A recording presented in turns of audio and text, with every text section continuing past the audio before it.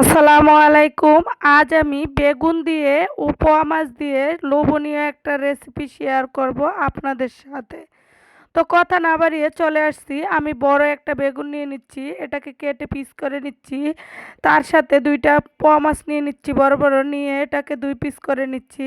এখানে কাঁচামরিচ, পেঁয়াজ সব কিছু কেটে নিচ্ছি। আর বেগুনের সাথে আমি একটা আলু দিয়ে দিব, বড় চাকা করে কেটে নিচ্ছি গোল গোল করে। তো এখানে আমি স্বাদমতো লবণ ও হলুদের গুঁড়া, মরিচের গুঁড়া দিয়ে বেগুন ও মাছগুলা মাখিয়ে নিচ্ছি। তো এগুলা এইভাবে করে আমি মাখিয়ে একটু হালকা করে সব কিছু ভেজে নিব। এরকম করে ভেজে যে নরম মাছ দিয়ে, নরম তরকারি দিয়ে রান্না করলে অনেক লোভনীয় হয়। তো এই যে এখন আমি মাছগুলা ভেজে নিচ্ছি, পোয়া মাছগুলা ভেজে উঠিয়ে নিচ্ছি। একদম বেশি ভাজবো না, হালকা করে। আর এখানে আমি বেগুনগুলো দিয়ে এখন ভেজে নিব। বেগুন ভাজা হয়ে গেলে আলুটাও ভেজে নিব। তো আপনারা যে যেখান থেকে দেখছেন অনেক অনেক ধন্যবাদ। অনেকে দেখছেন হয়তো লাইক ফলো কিছুই করেন না। প্লিজ দয়া করে একটা লাইক ফলো করবেন ও কমেন্ট করবেন, সাথে থাকবেন, উৎসাহ দিবেন।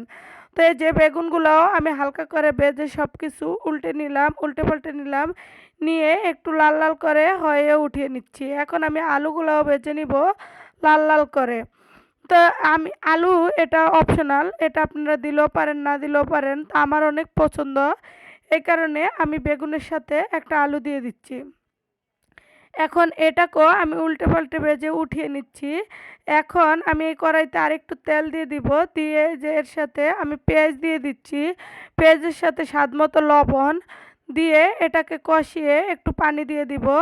পানিতে আমি এখন গুঁড়া মশলা দিয়ে দিব।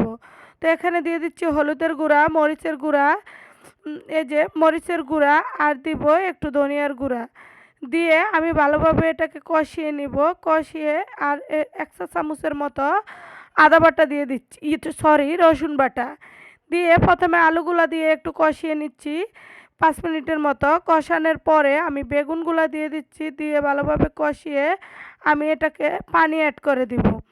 তো এই যে ভালোভাবে কষিয়ে নিচ্ছি, কষিয়ে এই যে পানি দিয়ে দিচ্ছি। তো পানিগুলা দিয়ে এখন আমি এটার উপরে মাছটা দিয়ে দিব। হয়ে গেছে, এই যে এটা বলক এসে গেছে, এসে একদম ঘন হয়ে গেছে। এখন আমি মাছটা দিয়ে দিচ্ছি, দিয়ে এটাকে আরেকটু কষিয়ে পরিবেশন করে আপনাদের সাথে শেয়ার করব কতটা সুন্দর ও লোভনীয় একটা রেসিপি হয়ে গেছে। তো যে যে না খাইছেন অবশ্যই একবার হলো খেয়ে দেখবেন এই রেসিপিটা কতটা সুন্দর ও লোভনীয় হয়। একবার খেলে কখনো ভুলবেন না, সব সময় খেতে ইচ্ছে করবেন, যে খাওয়াইছে তার নাম নেবেন।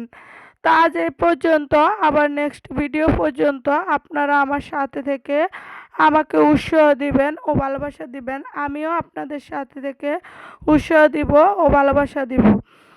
তা এখানে বিদায় জানিয়ে নিব। তো রেসিপিটা কেমন হলো অবশ্যই অবশ্যই আমাকে কমেন্টে জানাবেন আপনারা।